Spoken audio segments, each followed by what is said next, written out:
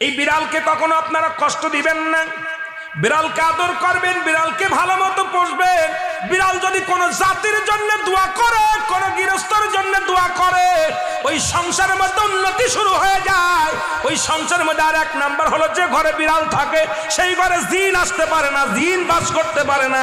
আর একটা ঘোষণা শুনেন, নবীজি বলে গেছেন, যে ঘরের মধ্যে বিড়াল ছানা বাস করে ওই ঘরের মধ্যে জিন জাতি প্রবেশ করতে পারে না। তাহলে ছোট ছোট মাসুম বাচ্চাগুলো যে ঘরের মধ্যে থাকে, মুসলমান অনেক সময় জিনের আশ্রয় পড়ে যায়, অনেক সময় জিনে আসর করে, ওই ঘরের মধ্যে জিনে আসর করে। যে ঘরের মধ্যে বিড়ালকে আদর করে বিড়াল থাকে, ওই ঘরের মধ্যে বিলাই বিড়াল বিড়াল বিলাই বিলাই, এইটা যার ঘরের মধ্যে আছে, এই ঘরের মধ্যে দুষ্ট জিনেরা আসতে পারে না। জোরে জোরে চিল্লায়া বলা যাবে না মারহাবা। একবার নবী সুলাইমান আলাইহিস সালাম শুনতে পাইলেন, পাশের বাড়িতে একটা কুকুরকে কষ্ট দিয়ে